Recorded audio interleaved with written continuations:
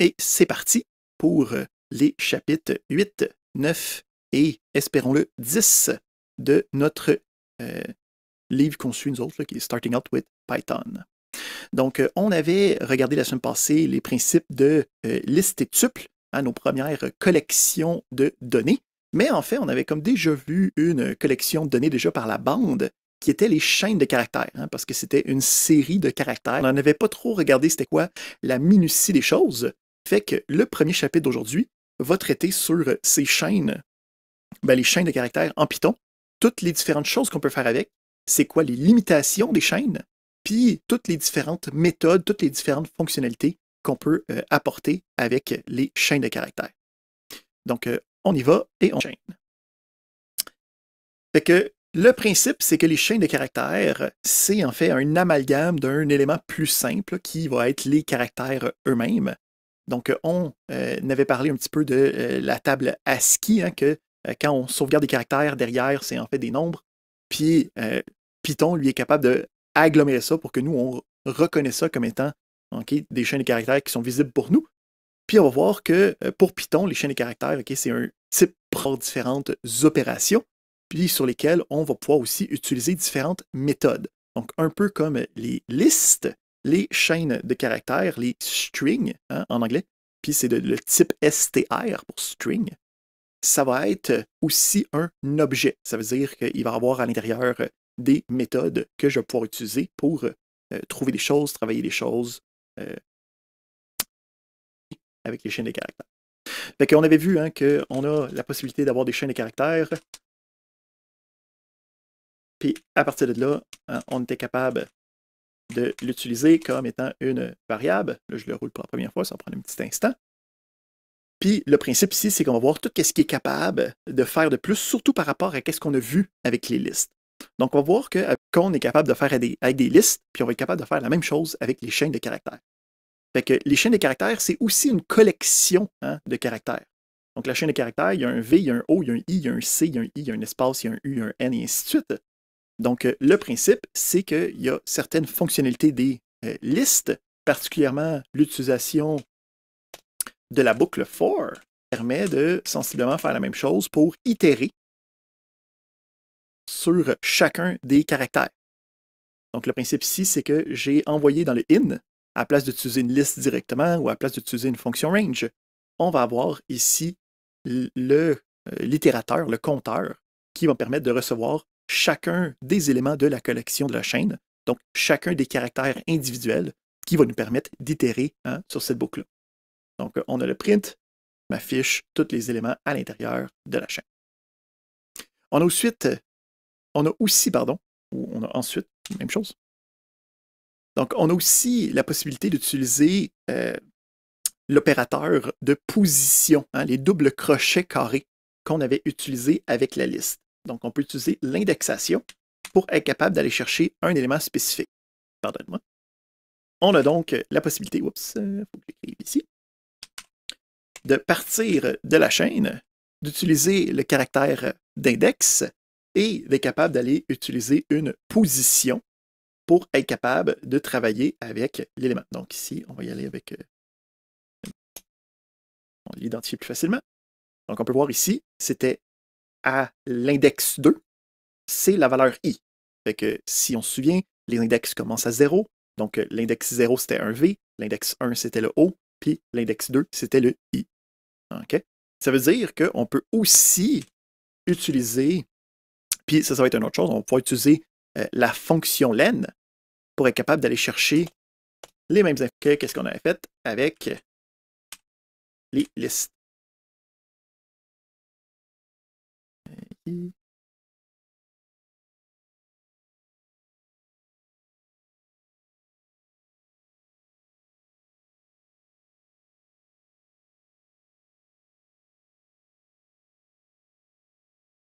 Fonction range. Des petits lapsus du lundi soir. Donc, la fonction range me permet d'avoir une valeur hein, qui va avoir de 0 jusqu'à cette valeur-là de manière exclue. Puis là, je peux utiliser en fait la taille de la chaîne pour être capable d'aller dire, ben OK, j'ai ça comme taille de chaîne, va de 0 jusqu'à cette taille-là. Fait que lui est capable d'aller me rechercher chacun des éléments de la chaîne que je voulais. Donc, ici, c'est qu'est-ce que j'ai dit. Ça, c'est tout bon. Si on a, OK, hein, ça va être comme pour les listes, ça va me donner un index error, hein, parce que l'indice que j'utilise est à l'extérieur de la chaîne que j'utilise. On peut utiliser la fonction len, ça va bien. On avait vu aussi qu'on peut utiliser la concaténation. Donc, la concaténation, c'est le principe d'utiliser le plus pour être capable de prendre deux bouts puis de les coller ensemble. Ça, c'est quelque chose qu'on avait vu rapidement. On va commencer, on va le mettre dans un autre, on commence à être un peu serré, mettons. Je peux faire après. Et voilà. Donc, j'ai ici deux chaînes de caractères. Les deux chaînes de caractères, je les concatène, hein, je les colle ensemble.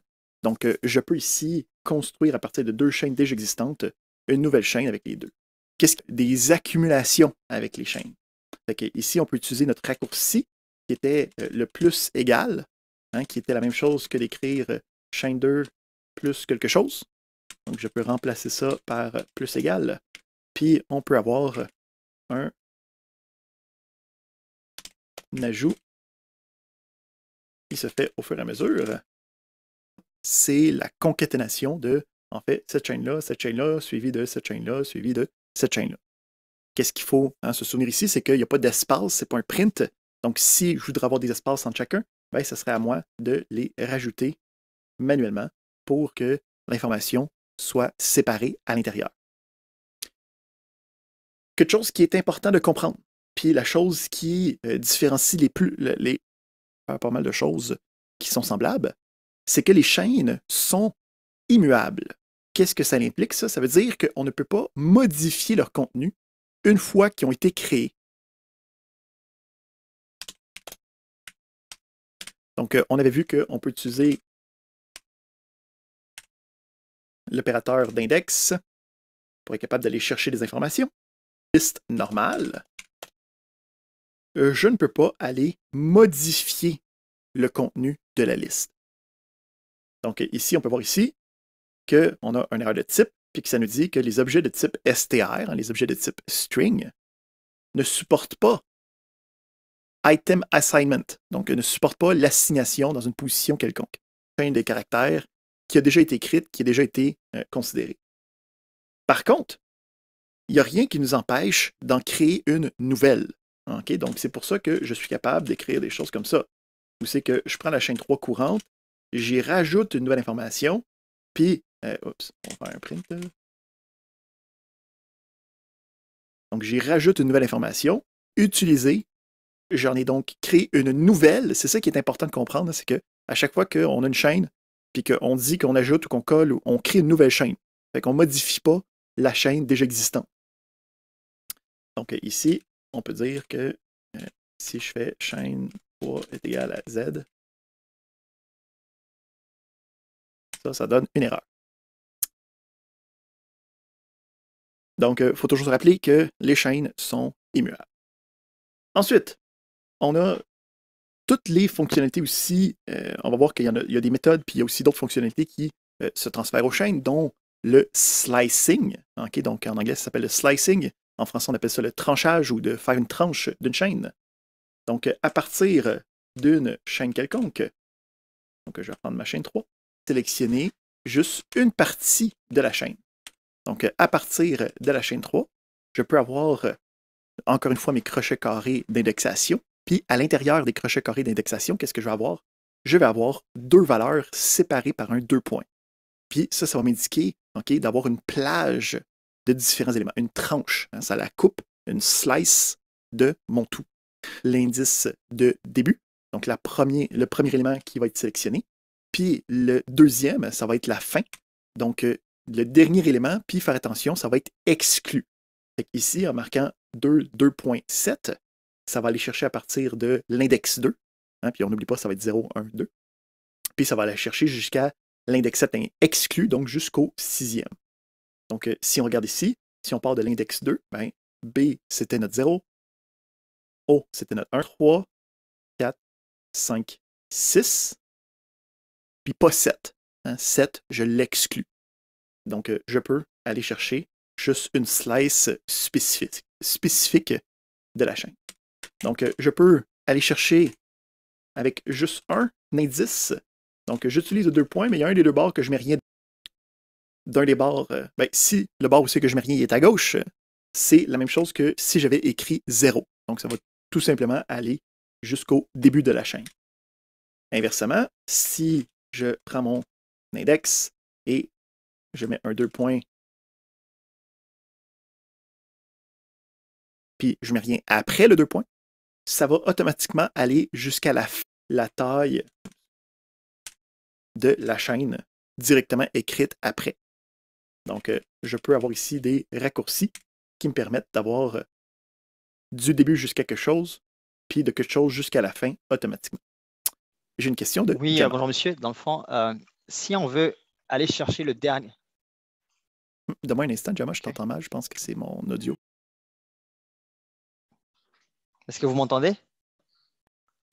Oui, c'est bon maintenant. Pardon, c'était C'est ma mieux? faute. Pas de problème. En fait, je voulais savoir si on veut aller chercher exactement donc, le dernier, le dernier caractère de la chaîne. Mhm. Donc Euh, ici, ouais. pour aller chercher à partir de la fin, on avait vu que l'indissage avait plusieurs autres éléments, dont l'utilisation de valeurs négatives. Donc l'utilisation de valeurs négatives, on va aller chercher la chaîne 3, va toujours aller chercher à partir du dernier. Donc on a toujours ça de disponible. OK, parfait, merci. Excellent. Donc c'est exactement ça qui est écrit en dessous. Les expressions peuvent inclure une valeur d'étape et des index négatifs par rapport à la fin de la chaîne. C'est tellement une bonne question. Tu me faisais amener à la prochaine partie de la diapo. All right. Donc, est-ce que ça j'imagine que ça répond à ta question? Absolument, oui, Excellent. merci. All right.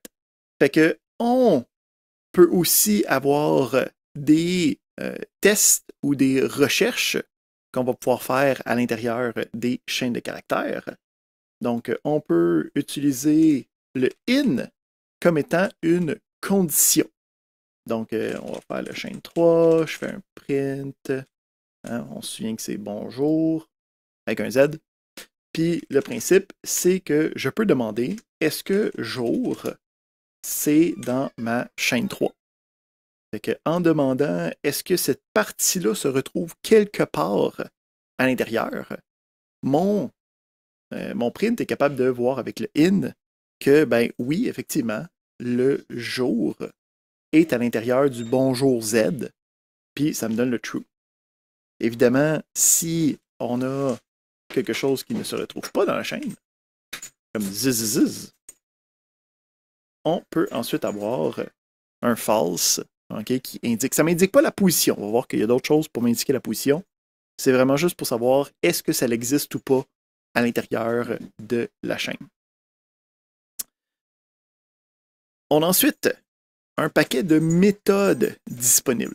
Okay, donc, le principe de méthode, c'est, encore une fois, une fonction spéciale qui s'attache à un objet.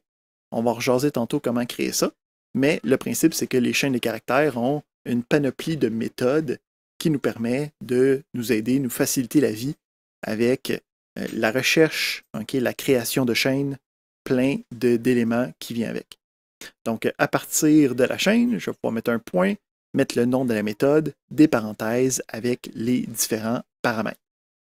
Il y a certaines méthodes qui vont avoir un retour. Okay? Donc, faire attention au retour. Ça peut être soit des valeurs booléennes, ça peut être une nouvelle chaîne. On va voir les différentes méthodes qui viennent avec. Fait que la première panoplie de méthodes, ça va être des méthodes qui permettent d'identifier la chaîne. Donc, ici, j'ai ma chaîne 3, puis je demande est-ce qu'elle est alphabétique. Donc, c'est une méthode qui ne reçoit rien. Puis, si je regarde le dernier, est-ce qu'elle est alphabétique? Oui. Donc, est-ce que tous les caractères sont des caractères alphabétiques? Oui, ça me répond donc true. Si je demande sous un autre élément, est-ce que c'est toutes des lettres majuscules? Donc, est-ce que c'est toutes des lettres majuscules? Non, il y a des lettres minuscules à l'intérieur pour être capable de identifier est-ce que c'est des choses qui sont toutes en majuscules, toutes en minuscules. OK. On a ici certaines méthodes. Ça ici, c'est juste pour se pratiquer, c'est pour commencer à voir les méthodes. Ce n'est pas des méthodes qu'on va beaucoup utiliser. C'est juste pour commencer à se remettre dans l'utilisation de méthodes. Qu'est-ce qui va être plus intéressant, c'est que certaines méthodes, hein, à la place, je reviens. Quand on a les chaînes de caractères, la chose qui est importante de se souvenir des chaînes de caractères, c'est qu'ils sont immuables. On n'a pas le droit de les modifier. Par contre, ce qu'on va avoir pour comme contourner le problème, ça va être des méthodes qui vont me retourner une nouvelle chaîne. Donc, je vais pouvoir le sauvegarder quelque part d'autre, je vais pouvoir l'utiliser comme que je veux, puis ça va être. Je pourrais même pouvoir le réassigner à la même variable si je veux. Puis ça va faire en sorte que c'est comme si j'avais utilisé une modification. Donc, on va aller regarder différentes méthodes qui vont nous permettre de travailler avec soit des informations plus spécifiques ou sinon des quote-unquote modifications de chaîne. Fait qu'on a, si on continue avec notre gentille affaire, on a des fonctions comme lower ou upper. Donc, encore une fois, le principe ici, c'est que ça va modifier. Non, pardon. Ça ne va pas modifier, ça va retourner une nouvelle chaîne. Puis, moi, je vais pouvoir l'utiliser où c'est que je veux. Donc, j'ai des fonctions qui me permettent de transformer des éléments à l'intérieur de la chaîne. On peut aussi avoir des fonctions. Aussi, qu'est-ce qui est intéressant, c'est puisque c'est un type qui est primordial à notre fonctionnalité, là, on peut directement l'invoquer à partir de la chaîne littérale, la chaîne que j'ai écrite avec des guillemets. Donc, si je marque « Salut tout le monde »,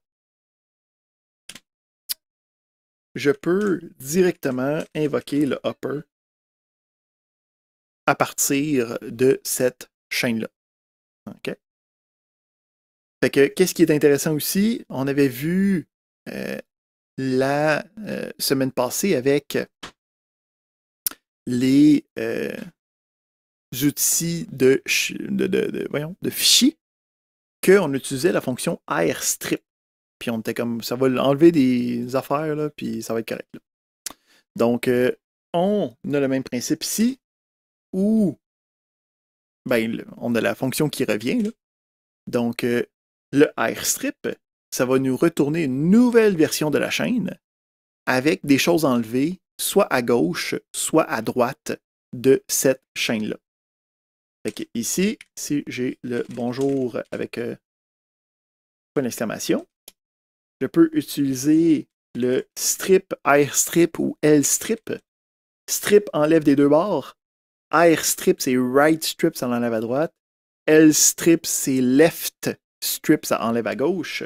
Donc, si, mettons, je vais enlever le point d'exclamation, je peux faire un airstrip, puis dire je veux enlever le point d'exclamation. Puis qu'est-ce qui est intéressant, c'est que les strips, c'est que tant qu'il y en a, il va les enlever. Fait que ça permet que si, mettons, il y a plusieurs sauts de ligne ou s'il y a trop d'espace à la fin d'une ligne, c'est des choses qui sont assez faciles à enlever avec les fonctions de stripping.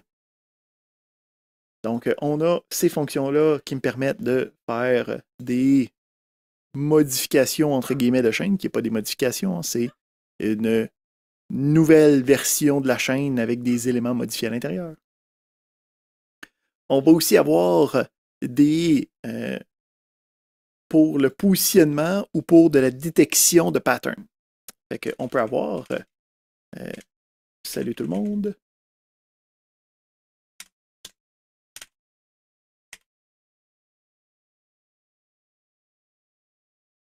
Le ends with qui va me permettre de détecter est-ce que ça se termine avec quelque chose de précis que je veux. Puis on va avoir la même version qui est le starts with.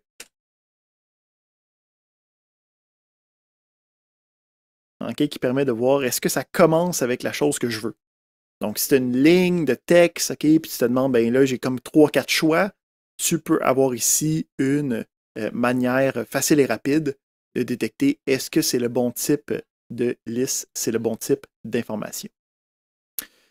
On a ensuite des fonctions de position. Donc, on avait le in qui me permettait de détecter est-ce que ça existe ou pas. Mais je peux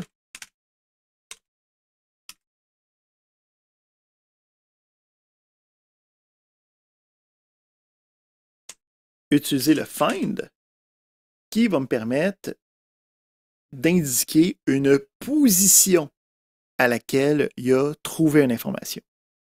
Donc, ici, on peut voir qui l'a trouvé. Puis, si on a un élément qui n'est pas là, ça me retourne -1. Le principe ici, c'est que ça va trouver la première occurrence. Donc, s'il y en a plusieurs, OK, ça ne fonctionnera pas directement. Il est juste là pour te donner la première occurrence qu'il a retrouvée.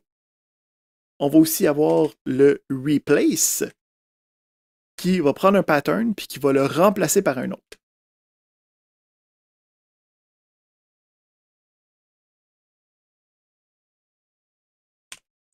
Donc, le replace a besoin d'avoir ce que je recherche. Fait que si, admettons, je change le OU, puis je vais le changer par NNN, juste pour bien le voir. OK? Fait que je peux voir ici que où c'est qu'il y avait des OU, je l'ai remplacé par un autre chaîne de caractères. Puis on peut voir ici que le nombre de caractères n'avait pas d'importance. Ça aurait pu être moins, ça aurait pu être plus. Donc, on peut travailler facilement avec ça, avec les chaînes de caractères. Fait qu'on a les petits tableaux.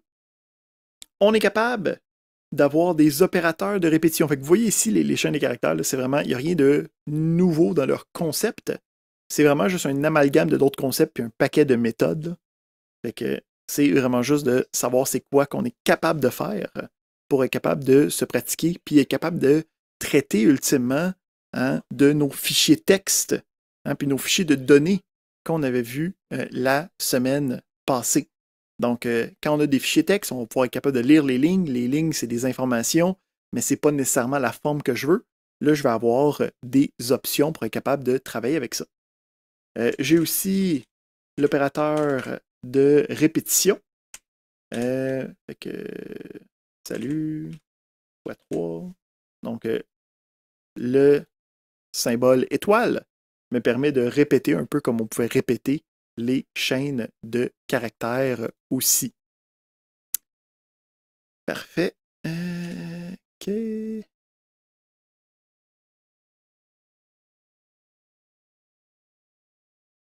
Parfait. Donc, on a aussi le fractionnement de chaînes qui est super utile, particulièrement quand on a des informations qui sont séparées. OK? Fait qu'admettons ici, j'ai une chaîne 4 qui va être le titre. Bon, mettons, je dirais la note. Puis là, j'ai cette valeur-là. OK? Fait que ça, on pourrait considérer ça que j'ai ça dans un fichier de texte sur une ligne. C'est ça que je reçois comme ligne de texte.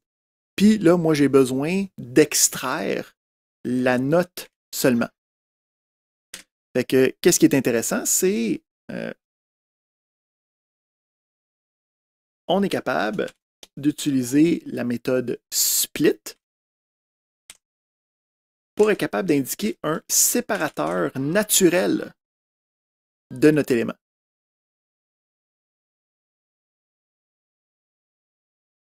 Fait que lui, il va aller regarder ce séparateur-là. Donc, il va aller regarder le 2 points. Puis lui, ce qu'il va faire, c'est qu'il va l'enlever de la chaîne, puis il va créer une liste de chaînes de caractères. Puis là, quand j'ai une liste de chaînes de caractères, ben là, je peux commencer à dire, OK, ben là, j'ai ma valeur. Chaîne 4, c'est à la case 1. Puis, admettons, je pourrais dire, ben, je veux que ce soit un int pour être capable d'avoir ça. Bon, ici, on va juste afficher. ça me donne la valeur. Hein? Puis admettons ici, le principe, c'est, admettons, j'aimerais ça que ça soit sur 100. Hein? Ou que ça me donne un pourcentage parce que je sais pas si c'était sur 50. Sinon, la note est meilleure. Hein? Donc, le principe ici, c'est on est capable d'aller couper, d'aller chercher la partie que je veux pour être capable d'aller faire d'autres traitements par la suite. Sans nécessairement savoir, OK, ben, il faut que ce soit exactement à telle position. On va pouvoir utiliser un pattern à la place. Monsieur Hugo? Oui. Ouais, tu peux juste revenir sur la partie. Comment il a fait pour retrouver les 0,76 ici?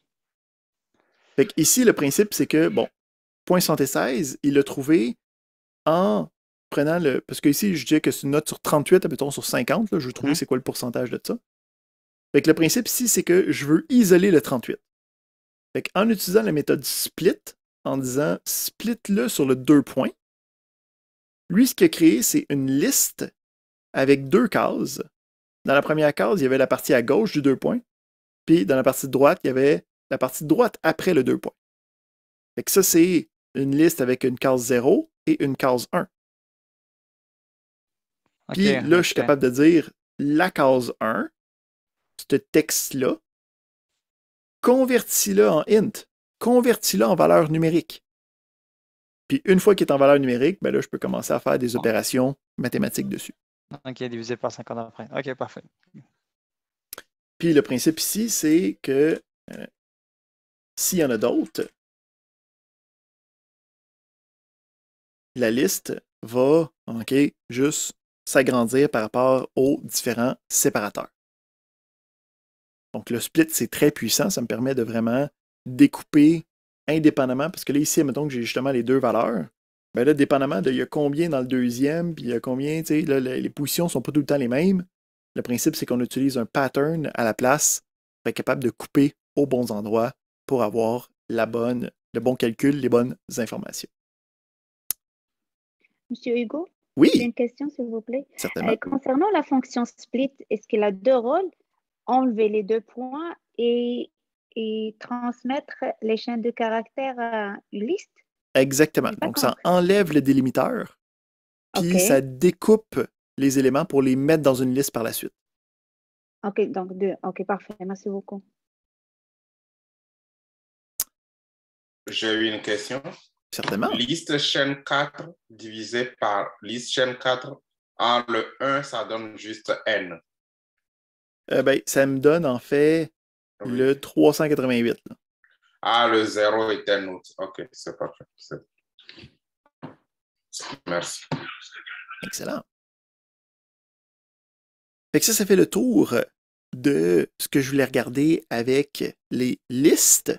Le principe, encore une fois, c'est qu'il n'y a rien de conceptuellement nouveau. C'est juste une variation sur les différents thèmes qu'on avait déjà vus. C'est une collection d'informations, mais c'est une collection qui est immuable. On ne peut pas la modifier. On peut utiliser la majorité des outils des collections, fait pour les parcourir, pour trouver les éléments à l'intérieur. Puis, on a une panoplie de méthodes qui sont intéressantes pour être capable de les utiliser correctement. Fait que ça fait le tour de notre premier petit chapitre. On a le deuxième qui est les dictionnaires et les sets. Mais avant ça, on va prendre une première petite pause. On va se donner un petit 10 minutes.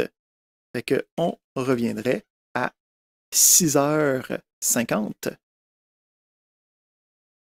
Ah oui, j'ai une question de Latifa. J'ai une question d'ordre général par rapport au cours. Il est composé de combien de chapitres? Il y a 10 chapitres de notre premier livre. Puis, il va après ça avoir un cours de plus pour de la gestion de données. Puis ça va être comme notre première partie. Hein, mais le cours s'appelle Programmation et script système. Fait que, après les 10 chapitres puis notre cours de plus, on a fini la partie programmation. Après ça, on va tomber dans un autre ouvrage pour les scripts systèmes qui a lui aussi, je pense, 8 sections à regarder, qu'on va regarder 1 ou 2 par semaine, une fois qu'on va avoir passé la mi-étape. D'accord, ok. Merci beaucoup. Pas de problème. Parfait. Fait que, ici, on va se donner jusqu'à 55. Pour que ce soit rond. À tout de suite.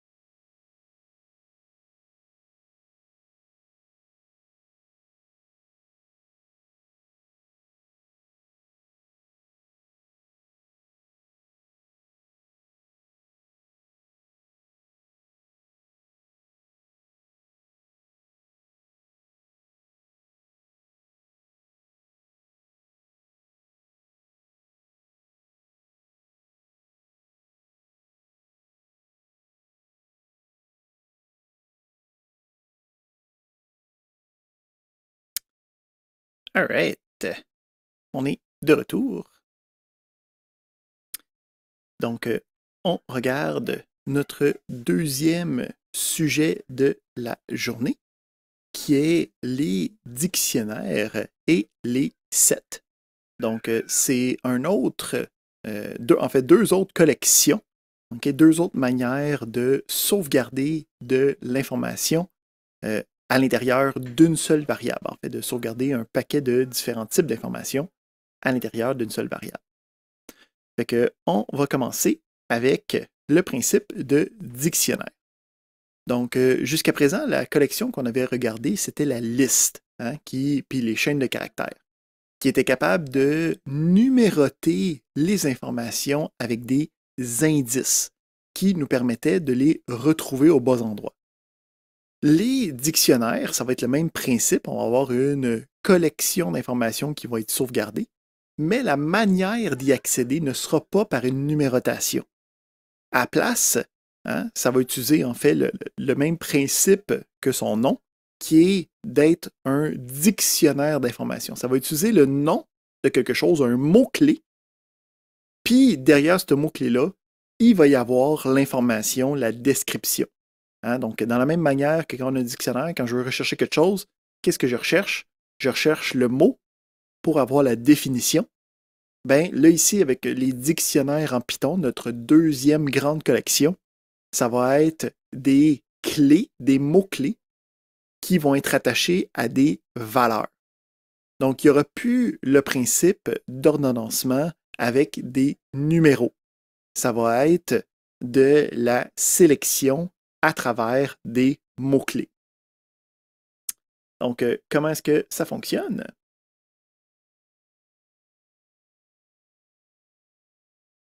Premièrement, pour créer un dictionnaire, donc on avait pour les chaînes, on avait pour les listes les crochets carrés. Pour les dictionnaires, ça va être les accolades. Donc, les accolades, c'est ça qui me permet de distinguer des dictionnaires. Une fois qu'on a cet élément-là, le principe, c'est qu'on va avoir une liste des éléments, mais contrairement aux listes où la numérotation était implicite, le principe du dictionnaire, c'est que les clés, les différentes informations, il va falloir qu'ils soient explicites avec la clé et la valeur. Les deux ensemble deviennent une paire de clés-valeurs. En anglais, ils appellent souvent ça le key value pair. Donc, le principe, c'est que je peux avoir, OK, mettons, une liste d'informations avec des notes de différentes clés.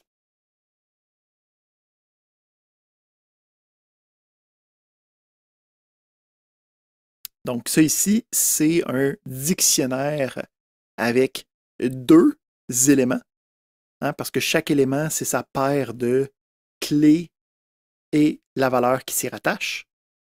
Puis le principe, c'est que j'ai en premier la clé, un 2 points, suivi de la valeur. Le principe aussi, c'est que la clé doit être ce qu'on appelle un objet immuable. Là. Habituellement, là, dans 99% des temps, ça va être une chaîne de caractères. Puis le principe, c'est que la clé va ce qui va identifier l'information. Ça veut dire que je n'ai pas le droit d'avoir deux fois une clé identique à l'intérieur du même dictionnaire. Parce que le principe, c'est que ça accède à la même information.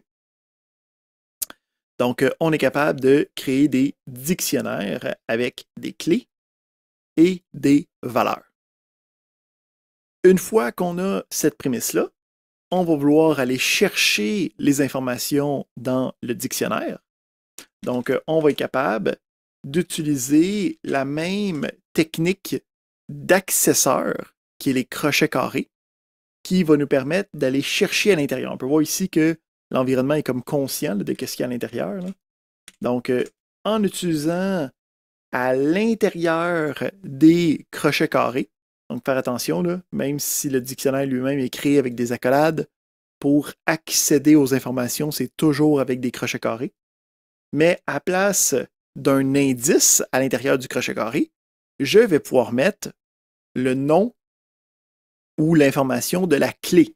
Donc, dans ce cas-ci, l'information, ça va être la chaîne de caractères qui représente le nom de la personne, si j'ai écrit des notes quelconques. Donc, en utilisant le nom de mon dictionnaire, des crochets carrés, suivi du nom de ce que je recherche, je suis capable d'aller chercher les informations du nom de la personne. On a, à partir de là, différents éléments. Donc, si j'essaie de travailler avec le dictionnaire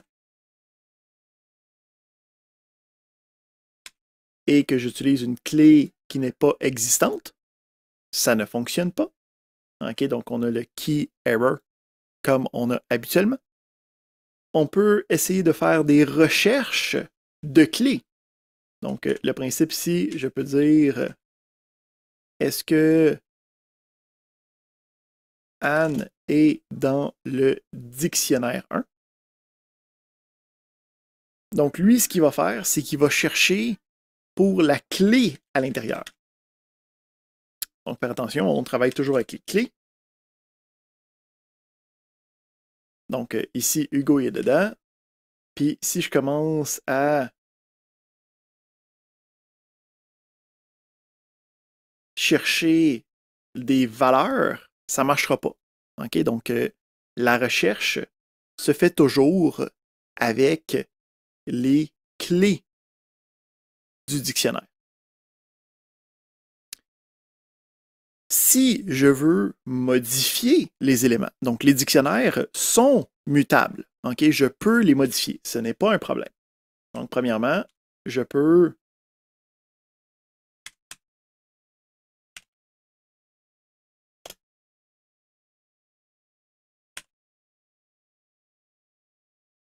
aller chercher une clé déjà existante, puis à partir de cette clé déjà existante-là, aller modifier l'information que j'ai derrière. Puis, une fois que j'ai fait ça, l'information est modifiée à l'intérieur. Non seulement ça, je peux aller modifier la valeur, mais je peux aussi aller rajouter des nouvelles informations. Donc, si j'utilise une clé qui n'est pas déjà existante,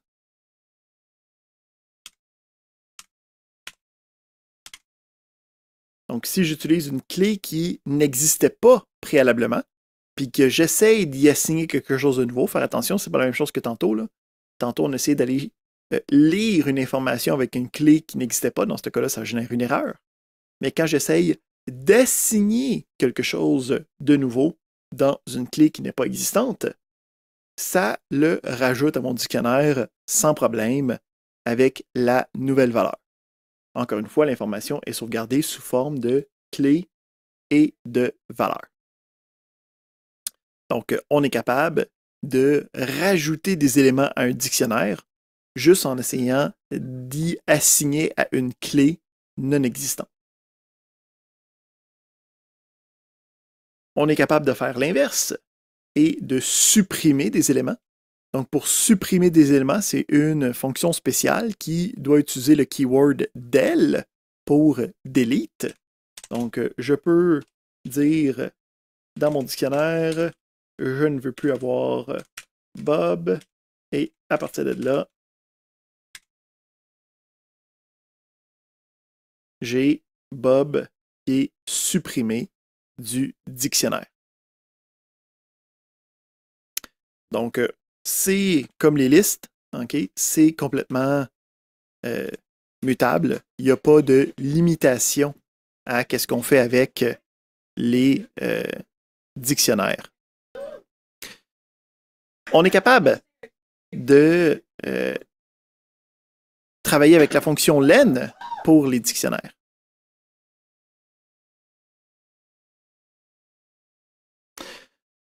Donc, on a la fonction len qui est aussi disponible. Donc, je peux faire un print de mon dictionnaire. Et celui-ci va m'afficher le nombre d'éléments qui est disponible à l'intérieur de mon dictionnaire. Faire attention, encore une fois, les éléments, quand on travaille avec des dictionnaires, c'est la paire de clés-valeurs.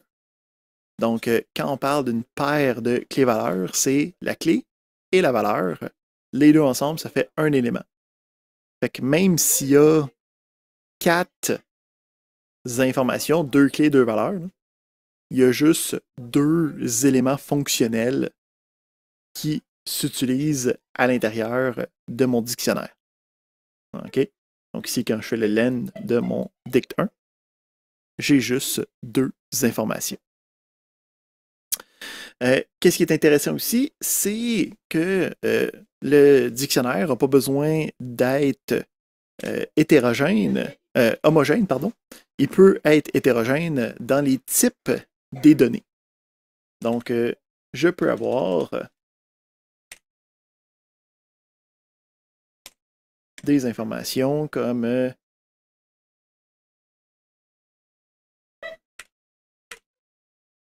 et voilà. Donc, on a le dict 1 qui a l'information à l'intérieur.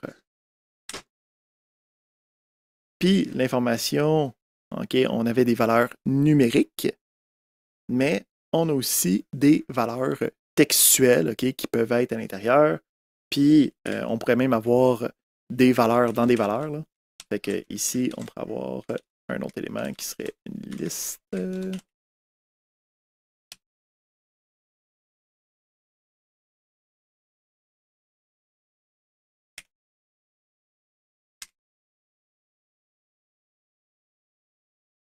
Donc, on peut voir ici que même si on rajoute un paquet de stock, on n'a rien, OK, qui nous empêche de rajouter différents types, même d'autres types imbriqués l'un dans l'autre pour être capable d'aller travailler avec les informations que je veux. Ici, pour aller chercher dans les types imbriqués, il faudrait que j'aille chercher l'information que je veux. Ici, on va mettre donc, ici la liste. Puis là, maintenant que je suis dans une liste, ben, je peux à mon tour aller chercher une des cases spécifiques pour aller chercher l'information que je veux. Fait que là, ici, je pars de mon dictionnaire. Dans mon dictionnaire, je m'en vais dans la clé qui s'appelle liste. Donc, je m'en vais dans mon dictionnaire, je m'en vais dans la clé qui s'appelle liste. C'est une liste à son tour. Donc, étant une liste à son tour, je suis capable d'y accéder avec un index numérique qui me permet d'aller chercher la valeur précise, OK, qu'on peut aller chercher. Là, ici, la question, est-ce que les dictionnaires sont indexés? Non. Là, le principe, c'est que j'utilise une liste dans un dictionnaire. Mais si j'essaye d'aller chercher des informations directes,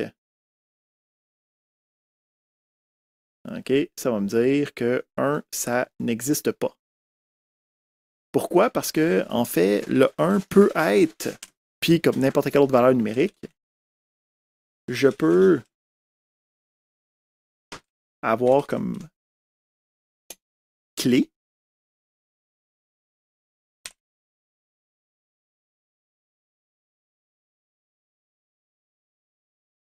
je peux avoir comme clé non seulement des chaînes de caractères, mais je peux avoir des valeurs numériques. Fait que ça fait plus de sens d'avoir des éléments indexés à l'intérieur. Il existe une sous-collection spéciale là, qui s'appelle des Ordered Dictionary, donc des dictionnaires ordonnés, là où c'est qu'ils ont des valeurs indexées numériquement, mais ce n'est pas le cas pour nous. Puis pour la majorité des dictionnaires qu'on va utiliser, ce n'est pas le cas non plus.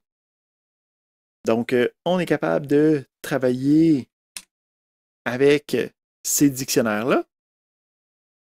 On a vu qu'on peut créer avec les accolades. Donc, on peut créer des dictionnaires vides.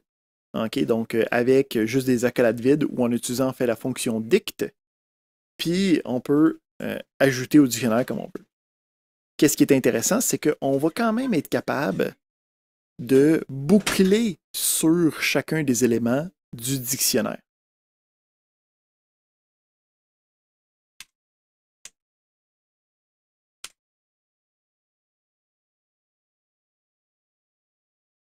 Donc, qu'est-ce qui est intéressant, en fait? Ici, ça va plus être ici.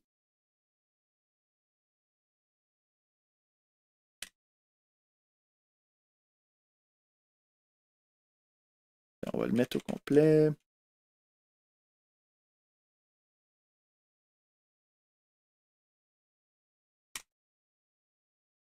Fait que, on reçoit dans notre itérateur la clé du dictionnaire.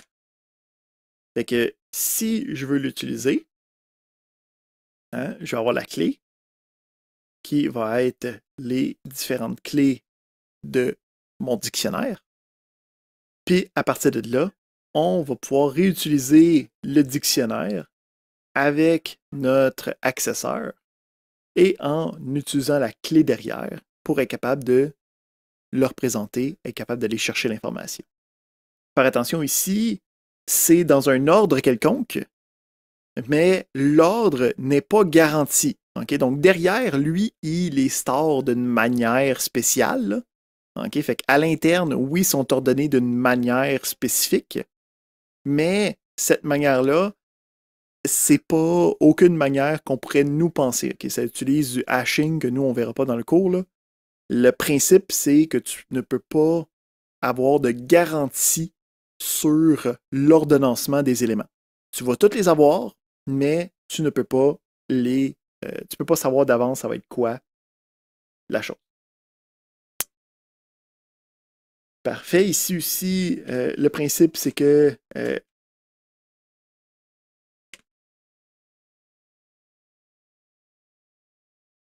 la clé est copiée à chaque itération. Donc, même si je la change, okay, la clé ultime ne change pas sur les éléments. Okay? Donc, la clé, c'est juste un élément éphémère qu'on utilise durant la boucle. On ne peut pas la modifier, un peu comme avec les listes. On a ensuite des méthodes qu'on peut utiliser avec les dictionnaires. Donc ici, on va faire un nouveau. Donc, on a la méthode clear, hein, qui permet juste de vider le dictionnaire. Ce n'est pas super utilisé, là. Mais on va avoir la méthode get. Donc, on va avoir la méthode get.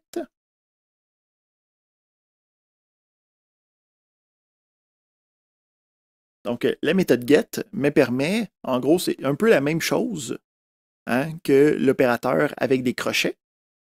Si on utilise la méthode get, mais qu'on rentre une clé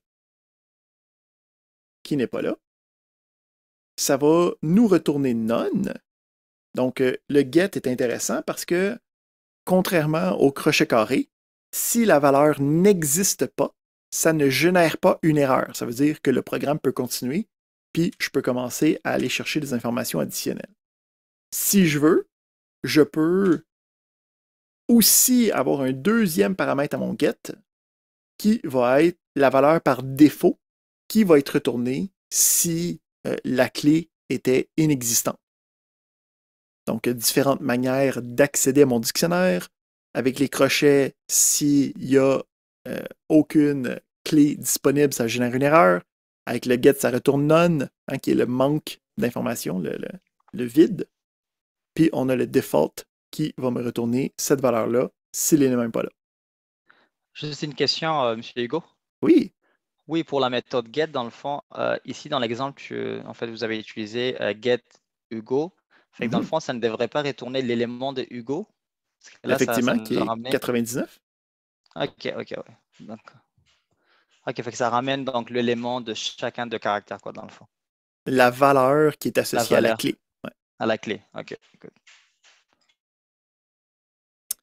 Excellent. Qui en fait la même chose que ici, si j'avais fait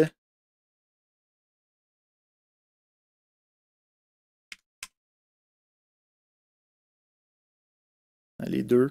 Quand ça fonctionne, c'est la même chose. On a quelques autres méthodes.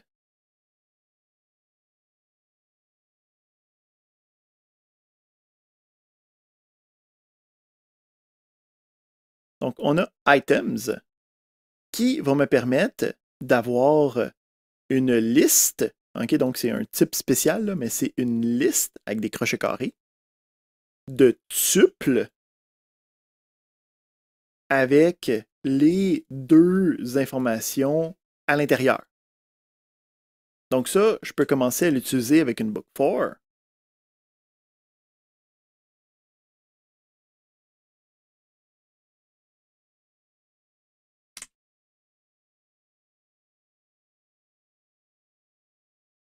Pour voir les éléments à l'intérieur d'un tuple. Puis, en fait,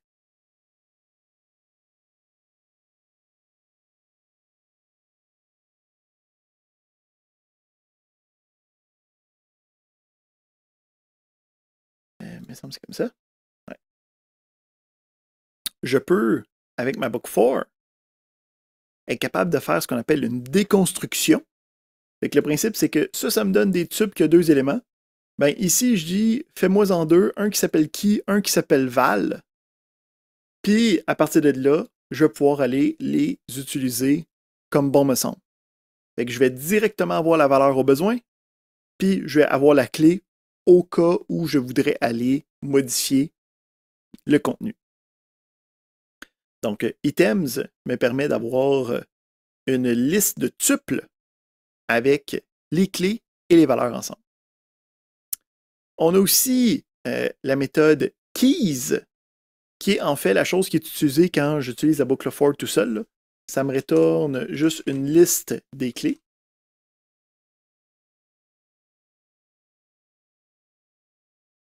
Donc, une liste des différentes clés. On a la même chose avec values, qui vont retourner juste les valeurs, sans les clés. Donc, on est capable de faire ça. On a aussi une méthode pop qui va me permettre de faire une recherche, okay, comme le get, comme les crochets carrés. Mais le pop, en plus, lui, va détruire, va enlever l'information dans le dictionnaire, dans la collection. Fait que ici, le principe du pop, c'est comme du popcorn. C'est que ça pop, ça sort. Okay, tu l'as, il est popé, mais il n'est plus dans la collection, plus dans l'élément initial. On a aussi pop items qui renvoie un élément aléatoire. Donc ça, c'est comme quand tu vas en sortir un jusqu'à temps qu'il n'y en ait plus. On a le values que je viens de démontrer. Fait qu'on voit ici, on a les différentes méthodes qu'on est capable d'utiliser à l'intérieur de notre élément. On a une deuxième collection à regarder aujourd'hui. Donc, on a vu les dictionnaires avec leurs clés et leurs valeurs. On va aussi avoir les sets, qui sont en fait une alternative un peu aux listes, mais avec une différence fondamentale. Les sets ou les ensembles, ça va être une collection de valeurs qui vont tous être uniques. Donc, le principe ici, c'est que quand je rajoute des choses dans un set, c'est garanti que les différentes valeurs ne seront pas répétées. Donc, ça, c'est très utile quand on a besoin d'avoir des collections d'informations avec une panoplie d'informations qui ne sont pas répétées. Fait qu'admettons ici, je donne un exemple, j'ai des listes de courriels, OK? Puis j'ai plusieurs listes de courriels de différentes provenances. Puis c'est une liste d'envoi. Je veux envoyer des courriels à tout le monde que j'ai dans mes listes de courriels. Mais là, la problématique, c'est que si j'ai plusieurs provenances, ça se peut que j'aie des doublons à l'intérieur. Ça se peut que mon courriel soit ici, puis que j'ai le même courriel ici, puis j'ai le même courriel dans une troisième liste. Fait que je ne veux pas juste l'envoyer à tout le monde de toutes les listes parce que la personne va recevoir 4-5 fois le même courriel. OK? C'est pas porteur à que le monde soit prêt à aller lire qu'est-ce qu'on veut, puis lire notre courriel. Juste un petit instant, je reviens.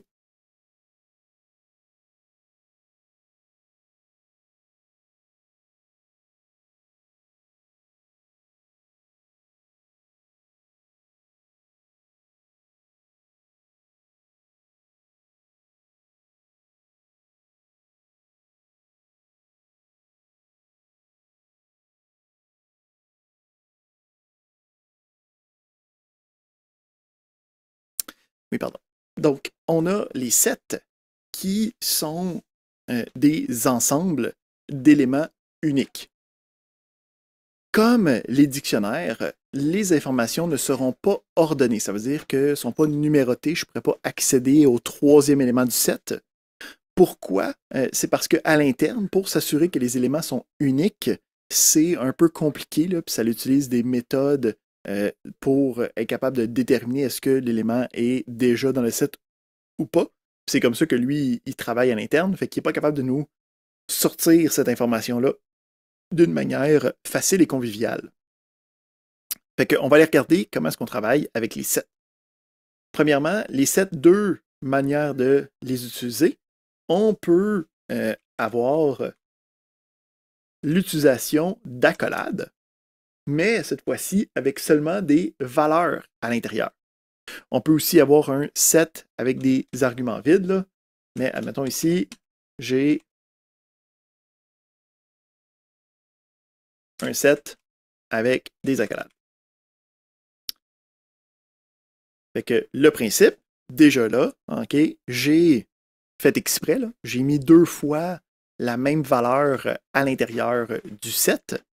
Puis, je peux voir que quand je l'imprime, quand je l'affiche, lui, à l'intérieur, il y a seulement 3 éléments. Même principe, si j'utilise le len de cet élément-là, je ne pourrais pas avoir, ben, il y aurait seulement les informations que j'ai rajoutées de manière unique. On est capable aussi de créer des sets en partant de d'autres collections. Donc, le principe ici, c'est je pourrais utiliser une liste, mais que j'envoie, OK, mettons que j'aurais une liste quelconque.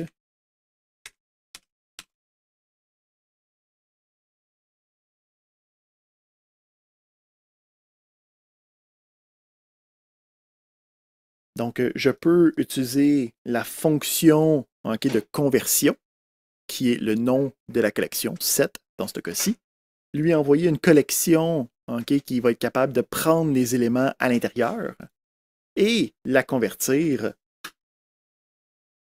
pour que ça nous donne un résultat avec seulement les valeurs à l'intérieur de manière ordonnée. OK? Pas ordonnée, mais de manière unique. Donc, s'il y avait des doublons, ben, c'est automatiquement effacé. Donc, on est capable d'aller chercher la taille. Hein? Donc, même principe, ici, on a le len de mon set 2 qui va me donner le bon nombre d'éléments uniques. Puis, on va être capable de rajouter un peu comme qu'est-ce qu'on avait avec les listes. Hein? Avec les listes, on avait la méthode append. La méthode append, c'est de rajouter à la fin. Hein? C'est un append, c'est un addendum, c'est un ajout à la fin. Là, le principe, c'est qu'on ne rajoute pas à la fin. On fait juste l'insérer dedans. Puis lui, il gère à l'interne c'est quoi l'ordre des choses. C'est pas à nous de gérer ça. Donc, on va avoir ici à la place une méthode add qui va être disponible pour ajouter des éléments.